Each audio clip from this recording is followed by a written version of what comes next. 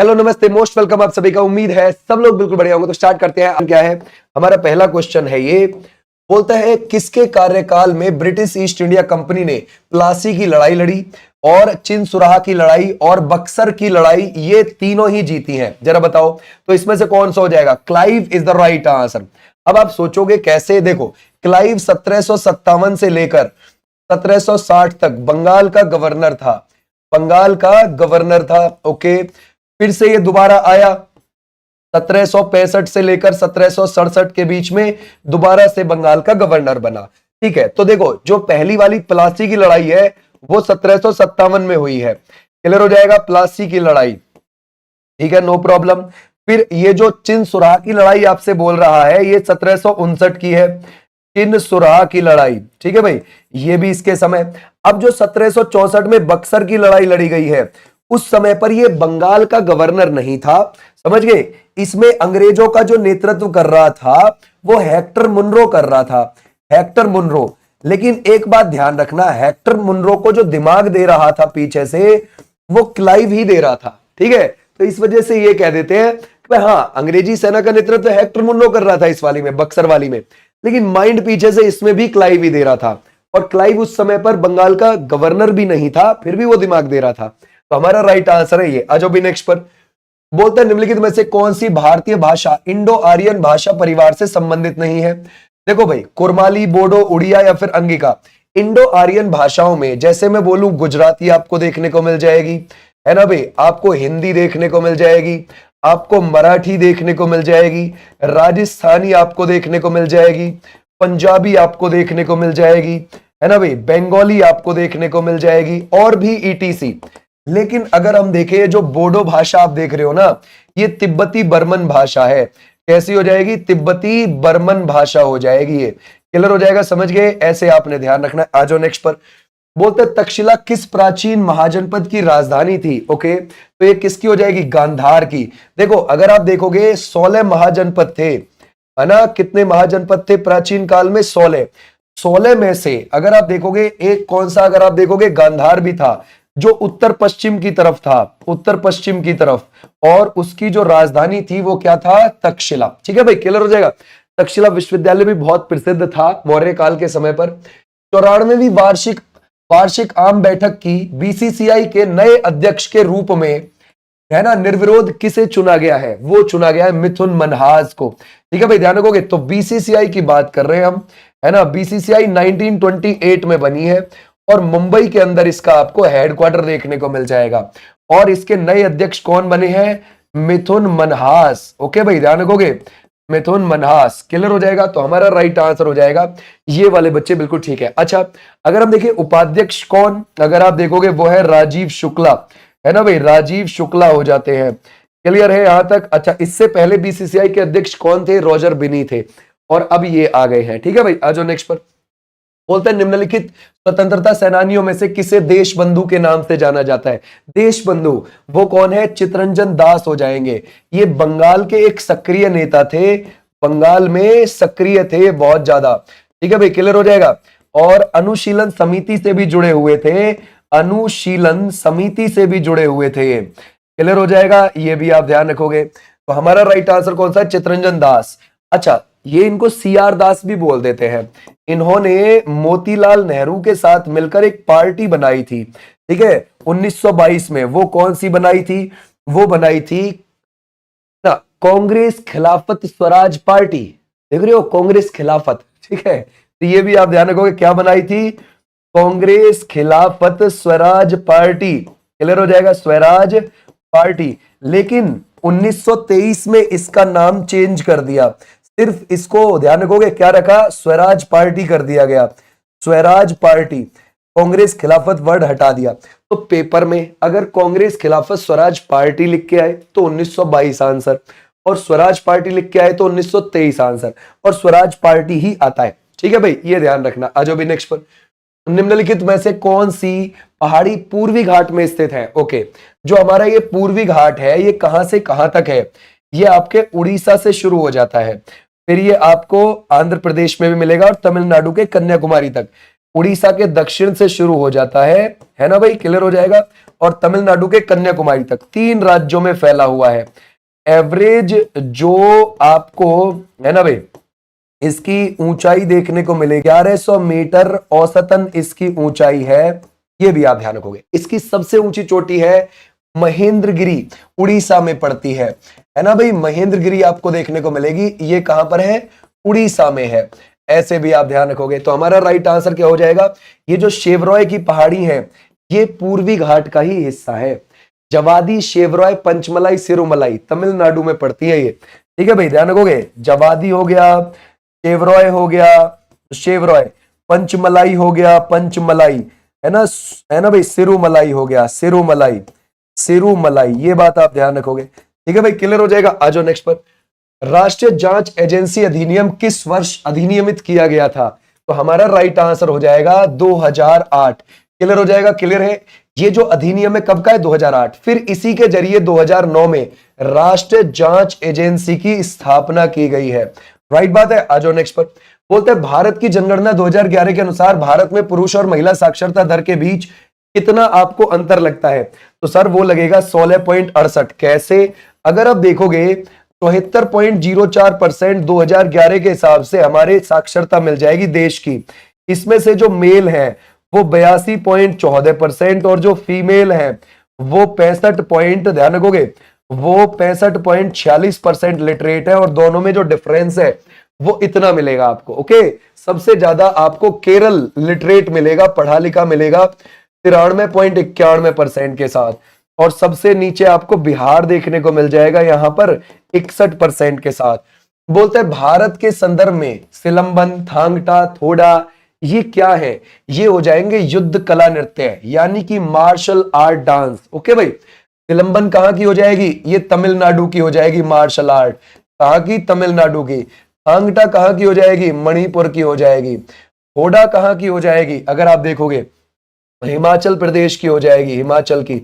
गतका कहां की हो जाएगी? गतका, गतका होगी पंजाब की। ओके भाई, ध्यान रखोगे। कहां की? पंजाब की आपको देखने को मिलेगी। कलायरी पट्टू आपको कहां की मिलेगी? कलायरी पट्टू, ये भी आप ध्यान रखोगे, ये आपको देखने को मिल जाएगी केरल की।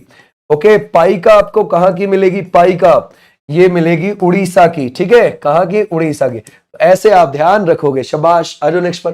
निम्नलिखित में से कौन सी फसल खरीफ फसलों का एग्जाम्पल है? अब खरीफ जो फसलें हैं वो मॉनसून के समय की हैं, यानी कि उनको आप जून जुलाई में बोते हो, है ना भाई। जून जुलाई में आप उनको बोते हो और उनको सितंबर अक्टूबर में काटते हो। जैसे अब इसके कटाई का समय आ रहा है, ये ध्यान रखना, खरीफ वाली फसलों का। तो उसमें से कपास खरीफ की ही है, धान भी आपको खरीफ की ही देखने को मिलेगी, मक्का भी आपको उसी की देखने को मिलेगी, ज्वार भी आपको उसी की देखने को मिलेगी, बाजरा भी आपको उसी की देखने को मिलेगी, है ना भाई। ये भी आप ध्यान रखोगे। मूंगफली भी आपको उसी की देखने को मिलेगी। कौन सी? मूंगफली भी। ठीक है, लेकिन आप गेहूं, मटर, चना, ये तो रबी की फसलें हैं, ये तो सर्दी की फसल है ना, ये तो सर्दी की है। ओके भाई, आ जाओ नेक्स्ट पर। अनीता देसाई द्वारा लिखित उपन्यास, अंग्रेजी उपन्यास इन कस्टडी में निम्नलिखित में से किस काल्पनिक शहर का उल्लेख किया गया है? जरा बताओ क्या लगाओगे। देखो, यह है मीरपुर। ऐसा है ना, इस उपन्यास के अंदर एक मीरपुर नाम का एक काल्पनिक शहर है। काल्पनिक मतलब इमेजिन करके सोचा गया कि हाँ भाई, इस शहर में बहुत प्रदूषण है, बहुत ज्यादा गंदगी है, साफ सफाई नहीं है। ठीक है, इसके ऊपर है ये सारा। तो हमारा राइट आंसर हो जाएगा ये। आ जाओ नेक्स्ट पर। मोहम्मद गौरी का वास्तविक नाम क्या था? अगर हम देखें वो हो जाएगा शहाबुद्दीन उर्फ, है ना भाई, मुइजुद्दीन मोहम्मद गौरी। ठीक है भाई, क्लियर हो जाएगा। और ये गौर प्रदेश का शासक था, गौर प्रदेश का शासक था ये। ओके भाई, क्लियर हो जाएगा। ऐसे भी आप ध्यान रखोगे, मोहम्मद गौरी। और अगर आप देखोगे गौर प्रदेश कहां पर पड़ता? अफगानिस्तान में पड़ता है। ये अफगानिस्तान में पड़ता है। ये जो आपको मोहम्मद गौरी लगता है, 1191 में इसने तराइन की पहली लड़ाई लड़ी पृथ्वीराज चौहान के साथ, और मोहम्मद गौरी हार जाता है पहली लड़ाई को। ठीक है भाई। और दूसरी वाली 1192 में तराइन की फिर से लड़ाई लड़ी, किसके साथ? चौहान के साथ। ओके भाई, क्लियर हो जाएगा। और यहां पर गौरी जीत जाता है। ओके भाई, ध्यान रखो, गौरी क्यों जीत जाता है? क्योंकि इस बार जो है पृथ्वीराज चौहान को धोखा दे देते हैं। कौन? जयचंद। और किससे जा मिलते हैं? इससे जा मिलते हैं मोहम्मद गौरी से। वरना पृथ्वीराज चौहान कोई हारने वालों में से नहीं थे, बहुत बड़ा उत्तर भारत में उनका साम्राज्य था और बहुत सशक्त नेता थे। अब एक बात बताओ, कोई हमारी युद्ध की टेक्निक को ही लीक कर देगा दूसरे की तरफ जाके कि हम ऐसे ऐसे युद्ध लड़ेंगे, उसको ही लीक कर दोगे तुम तो फिर तो नुकसान होगा ही होगा, समझ गए? सोचने वाली बात है। वरना पृथ्वीराज चौहान बहुत मजबूत शासक थे। ओके, अच्छा इतनी बात हुई। 1194 की अगर हम बात करें, फिर जयचंद को ही हरा दिया। किसने हरा दिया? मोहम्मद गौरी ने। तो जयचंद को भी सीधी बात है ना, जैसी करनी वैसी भरनी पड़ गई, समझ गए? तो ऐसे भी आप ध्यान रखोगे। और गौरी अगर आप देखोगे, गौरी 1206 में, है ना, ध्यान रखोगे, इसकी हत्या कर दी गई। किसके द्वारा? वो कर दी गई खोखर जाट के द्वारा। ठीक है भाई, ये भी आप ध्यान रखोगे। ठीक है, आ जाओ नेक्स्ट पर। बोलते हैं गौतमी पुत्र शतकर्णी की उपलब्धियों को शानदार शब्दों में किसमें दर्ज किया गया था? जरा बताओ क्या लगाओ। अगर हम देखें, ये जो गौतमी पुत्र शतकर्णी है, पहली बात तो ये सातवाहन वंश का शासक है। कौन सा? सातवाहन वंश का शासक हो जाएगा। ठीक है भाई, क्लियर हो जाएगा, सातवाहन वंश का शासक। ओके, और ये जो सातवाहन वंश का शासक है, तिमुक ने इस वंश की नींव रखी थी, है ना। पैथिष्ठान इनकी राजधानी थी और प्राकृत भाषा थी। लेकिन इनमें जो महान शासक था वो गौतमी पुत्र शतकर्णी था। और इन शासकों के नाम अपनी माता के नाम पर हुआ करते थे। माता के नाम पर। ऐसे भी क्वेश्चन बन जाता है कि इनमें से कौन सा वंश है जिसमें शासकों के नाम अपनी माता के नाम पर है, तो ये सातवाहन वंश ही है। तो ध्यान रखोगे। तो गौतमी शतकर्णी की उपलब्धियों का शानदार शब्दों में जो वर्णन आपको मिलेगा वो नासिक के शिलालेख में मिलेगा। और ये ध्यान रखना, ये इसकी माता का ही शिलालेख है। ये कहां पर आपको देखने को मिल जाएगा? नासिक में आपको देखने को मिल जाएगा। नासिक में इसकी माता ने गढ़वाया था ये शिलालेख। ठीक है भाई, क्लियर हो जाएगा। तो ऐसे भी आप ध्यान रखोगे। निम्नलिखित में से कौन मुख्य रूप से 1893 में शिकागो में आयोजित की गई विश्व धर्म संसद से संबंधित है? वो कौन हो जाएंगे? क्या हम लगाएंगे इसमें से रामकृष्ण परमहंस? नहीं। या स्वामी विवेकानंद लगा देंगे? यस। देखो, स्वामी विवेकानंद का जो जन्म है 12 जनवरी 1863 को हुआ है। और इसीलिए 12 जनवरी 1985 में हमने पहली बार इनके बर्थडे के दिन क्या मनाया था? राष्ट्रीय युवा दिवस। ये भी आप ध्यान रखोगे, राष्ट्रीय युवा दिवस। ये कब डिक्लेयर कर दिया था हमारी सरकार ने? 1984 में, कि हम 12 जनवरी 1985 से क्या मनाएंगे? इनके बर्थडे के दिन राष्ट्रीय युवा दिवस। ओके, अब अगर हम देखें, जो स्वामी विवेकानंद जी हैं, इन्होंने शिकागो में विश्व धर्म संसद सम्मेलन में भाषण दिया था। ओके, और इनके जो गुरु थे वो गुरु थे रामकृष्ण परमहंस। ठीक है, रामकृष्ण परमहंस 1836 में जन्म होता है और 1886 में उनकी मृत्यु हो जाती है। और उनका जन्म हुगली में हुआ था। हुगली जिला वेस्ट बंगाल में मिल जाता है आपको। तो वहीं पर इनका जन्म हुआ था, जो ये रामकृष्ण परमहंस है। और रामकृष्ण परमहंस के शिष्य हो गए स्वामी विवेकानंद। तो स्वामी विवेकानंद जी ने अपने गुरु के नाम पर, यानी कि रामकृष्ण परमहंस जी के नाम पर, परमहंस मिशन चलाया। ठीक है भाई, ध्यान रखोगे, रामकृष्ण परमहंस मिशन चलाया था। ये बात ध्यान रखना। ठीक है भाई, क्लियर हो जाएगा। कौन सा? रामकृष्ण मिशन चलाया। और ये कब से चलाया? ये चलाया है 1897 से। और इसका हेडक्वार्टर कहां पर है? यह है बेलूर मठ में। बेलूर मठ आपको कोलकाता के पास मिल जाएगा, वेस्ट बंगाल में। आ जाओ नेक्स्ट पर। सरकारी व्यय का नियंत्रक प्राधिकरण कौन होता है? सरकारी खर्चे का वित्त मंत्रालय होता है। और अभी हमारी जो वित्त मंत्री है वो कौन है? वो हो जाएंगी निर्मला ताई। ठीक है भाई, कौन हो जाएंगी? निर्मला सीतारमन जी हो जाएंगी। ऐसे भी आप ध्यान रखोगे। ठीक है भाई, क्लियर हो जाएगा। शाबाश। आ जाओ नेक्स्ट पर। बोलता है निम्नलिखित में से किस देश ने 7 बार महिला एशिया कप क्रिकेट चैंपियनशिप जीती है? जरा बताओ क्या लगाओगे। अगर हम देखें, क्या श्रीलंका है, पाकिस्तान है, भारत है या फिर बांग्लादेश है? देखो, हमसे महिला एशिया कप के बारे में बोल रहा है। 2004 से लेकर 2016 तक लगातार जीती थी वुमेन्स। ठीक है, ध्यान रखोगे, हमारी इंडिया की एशिया कप। फिर 2023 में भी जीत गई। ठीक है, तो 7 बार जीती हुई है भारत की टीम। लेकिन अभी पुरुष वाली जो टीम जीती है पाकिस्तान को हरा के एशिया कप, वो 9वीं बार जीती है। ठीक है भाई, ध्यान रखोगे, कितने बार? 9th बार जीता है भारत ने। और ये जो फाइनल हुआ था, ये है ना भाई, ध्यान रखोगे, 28 सितंबर को हुआ था। और दुबई, है ना, दुबई के अंदर हुआ था, दुबई इंटरनेशनल क्रिकेट स्टेडियम में। ओके भाई, आ जाओ भाई नेक्स्ट पर। बोलते हैं निम्नलिखित में से चंद्रगुप्त मौर्य के शिक्षक कौन थे, जो उनके प्रधानमंत्री भी थे? तो देखो, चंद्रगुप्त मौर्य ने 322 बीसी में, यानी कि 0 से इतने वर्ष पहले नींव रखी थी। किसकी नींव रखी थी? वो रखी थी, अगर आप देखोगे, मौर्य साम्राज्य की अपनी माता के नाम पर, मूर के नाम पर। उसमें जो मदद करी थी वो आचार्य चाणक्य ने करी थी। ठीक है भाई, ध्यान रखोगे, ऐसे इनको ध्यान रखोगे। आचार्य चाणक्य जो है, इनको विष्णुगुप्त भी बोल दिया जाता है। ठीक है भाई, क्लियर हो जाएगा।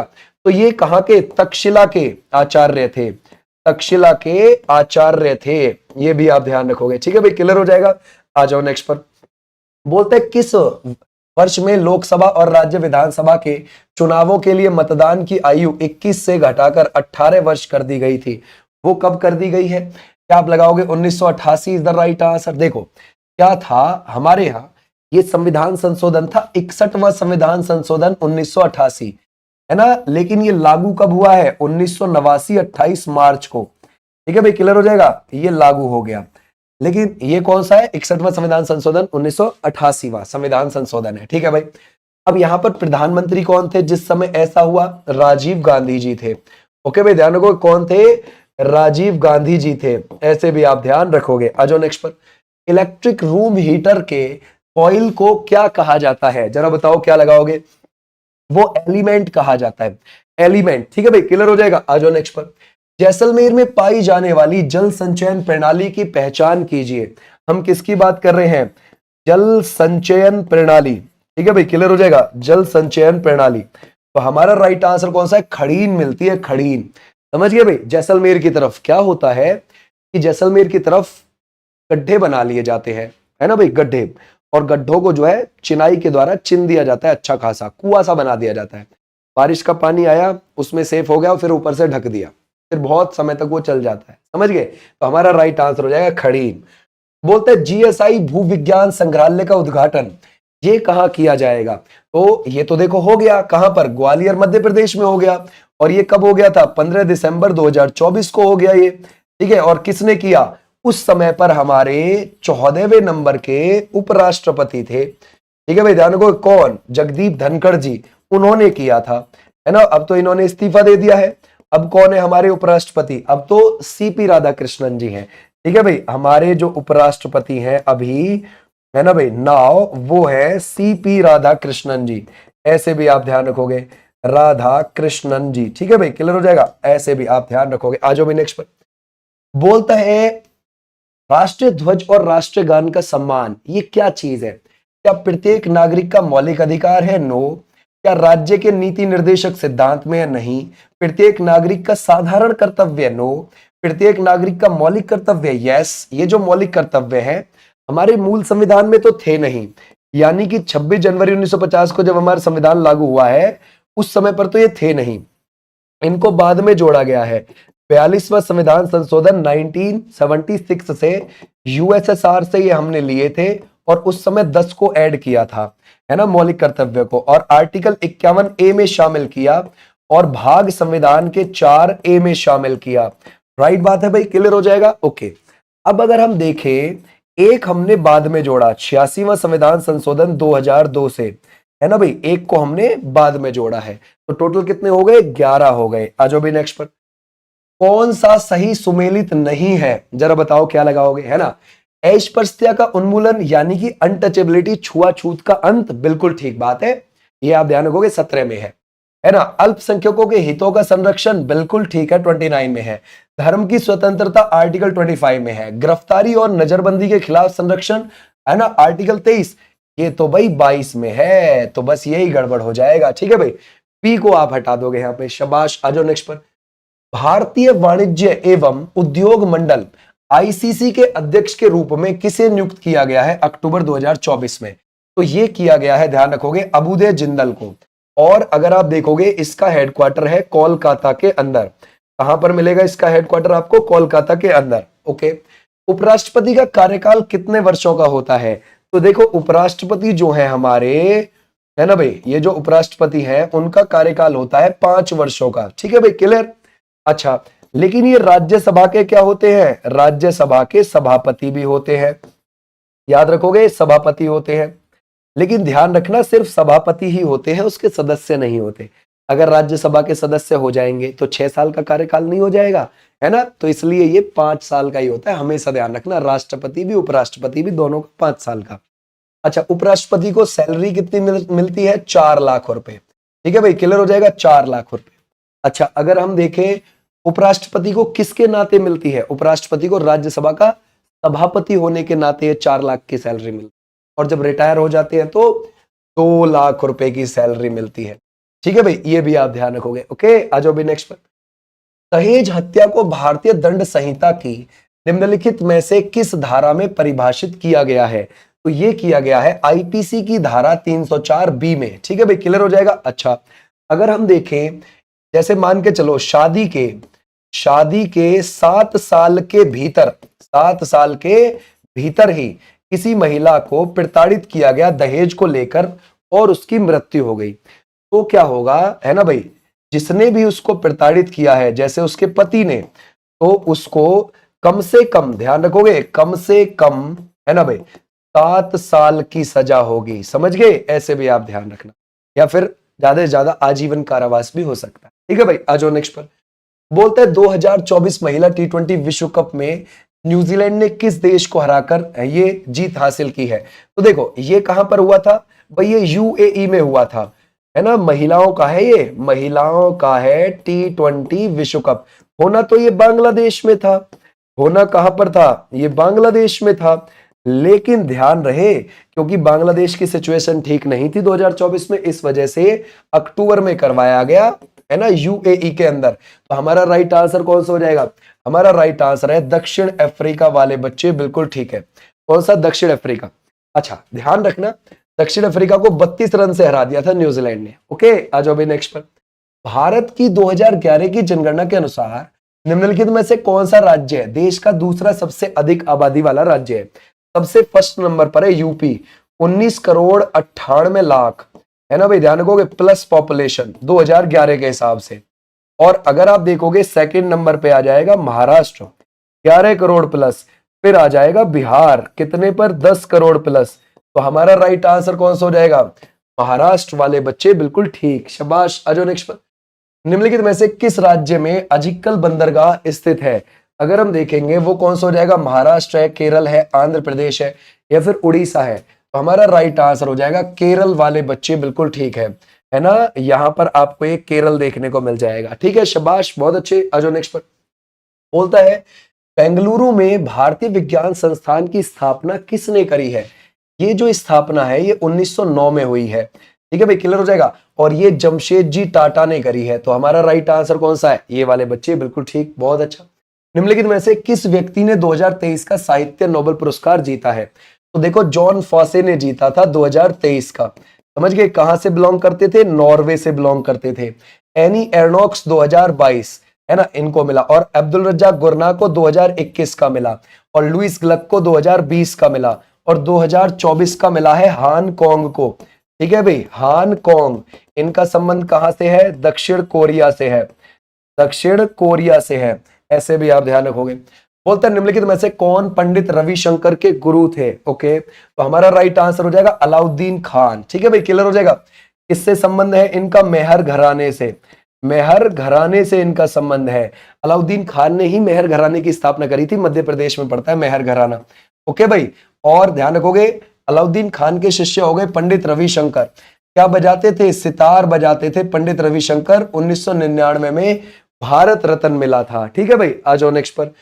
बोलते हैं सरदना ईसाई मेला निम्नलिखित में से किस राज्य में आयोजित किया जाता है? उत्तर प्रदेश के अंदर। ठीक है भाई, उत्तर प्रदेश के मेरठ में, है ना भाई, उत्तर प्रदेश के मेरठ के सरदना में। ये भी आप ध्यान रखोगे। ठीक है, शाबाश, बहुत अच्छा। यहाँ पर आ जाओ भाई। बोलता है निम्नलिखित में से उत्तर प्रदेश का कौन सा जिला कत्था उद्योग के लिए प्रसिद्ध है? वो कौन सा हो जाएगा? Bareilly is the right answer. जैसे अगर आप देखोगे, है ना, जैसे पान बनारस का बहुत ज्यादा प्रसिद्ध है। ठीक है भाई, और अगर आपसे पूछेगा जो ताले हैं वो अलीगढ़ के बहुत ज्यादा प्रसिद्ध है। ऐसे ही मेरठ से खेल का सामान बहुत ज्यादा प्रसिद्ध है ना। ऐसे आप ध्यान रखोगे। आ जाओ नेक्स्ट पर। बोलते हैं ज्वारा नृत्य जिसे धन धान्य को उत्सव के रूप में मनाए जाने के लिए किया जाता है, इसकी उत्पत्ति किस राज्य से हुई? तो ये हुई है मध्य प्रदेश से। ज्वारा नृत्य में क्या है? जैसे ज्वार की जो फली होती है ऊपर की, उसको काट के ऊपर तसले में रख के महिलाएं नृत्य करती हैं। ओके भाई, तो ऐसे भी आप ध्यान रखोगे। निम्नलिखित में से किसने 712 ईस्वी में भारत पर आक्रमण किया था? किसने किया था जरा बताओ? 712 ईस्वी में वो किया है, क्या लगाओगे? Mohammad bin Qasim is the right answer. देखो बिल्कुल पहला मुस्लिम सफल आक्रमण इसी ने किया था भारत में। इससे पहले भी मुस्लिम आक्रमण हुए लेकिन वो सफल नहीं हुए। जैसे कि उबैदुल्ला ने किया था सबसे पहले, उबैदुल्ला ने।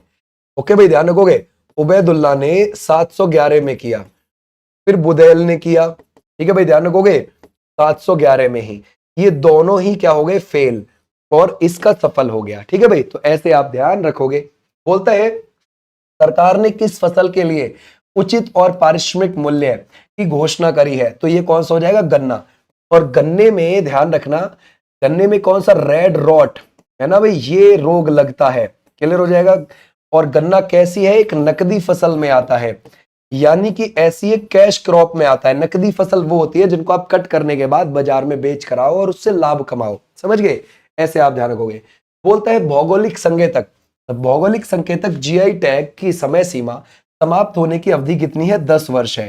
देखो भौगोलिक टैग जो है हमारे यहाँ पर, जो जीआई टैग है वो 1999 के एक्ट से दिया जाता है। किससे दिया जाता है?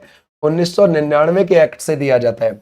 और साल 2004 में सबसे पहले दार्जिलिंग की चाय को मिला था, है ना भाई? इसको दार्जिलिंग की चाय को मिला था। ठीक है भाई, क्लियर हो जाएगा। ऐसे भी आप ध्यान रख। देखो भारत की जनगणना 2011 के अनुसार अन्य धर्म और अनुनय की जनसंख्या कितनी है? यानी कि अन्य धर्म मानने वालों की जनसंख्या कितनी है? चलो देखते हैं। देखो हमारे यहाँ 2011 के हिसाब से 79.8% है ना हिंदू धर्म मानने वाले लोग हैं। अगर आप देखोगे दूसरे नंबर पर 14.2% मुस्लिम धर्म मानने वाले लोग हैं। ठीक है भाई, 2.3% ईसाई धर्म मानने वाले लोग हैं, और 1.7% है ना भाई, 1.7% सिख धर्म मानने वाले लोग हैं, 0.7% बौद्ध धर्म मानने वाले लोग हैं। ठीक है भाई, क्लियर हो जाएगा। और 0.4% है ना जैन धर्म मानने वाले लोग हैं, जैन धर्म। और अगर आप देखोगे अब यहां तक हो गया, अब 0.7% अन्य धर्म वाले हैं। अन्य धर्म यानी कि 0.7%। अगर आप देखोगे 79 लाख, या फिर अगर आप देखोगे 7.9 मिलियन, तो हमारा राइट आंसर क्या हो जाएगा? ये वाले बच्चे बिल्कुल ठीक है ना। अच्छा, जिन्होंने धर्म नहीं बताया वो है 0.2%, जिन्होंने धर्म ही नहीं बताया, धर्म नहीं बताया। ठीक है, अच्छा उसमें वो है 2.9। ठीक है भाई, क्लियर हो जाएगा। 2.9 मिलियन या फिर 29 लाख लोग। ठीक है भाई, ये भी आप ध्यान रख सकते हैं। क्लियर हो जाएगा, शाबाश। आ जाओ नेक्स्ट पर। केरल गॉड्स ऑन कंट्री पुस्तक के लेखक कौन है? ये आप मुझे होमवर्क के तहत आप बता देंगे, और इसकी पीडीएफ जो है वो आपको मिल जाएगी finish sir official Telegram channel पर। ओके भाई, ये थी तुम्हारी क्लास। और यूपीएसआई की क्लास 3 बजे हमारी चलती है, और अगर आप देखोगे 5 बजे यूपी पुलिस कांस्टेबल की क्लास चलती है, और 9 बजे दिल्ली पुलिस की क्लास चलती है, और 10 बजे आपकी चलती है रेलवे ग्रुप डी की क्लास। ओके, कोई भी बात हो कमेंट सेक्शन में आप बता सकते हैं। थैंक यू, नमस्ते, बाय।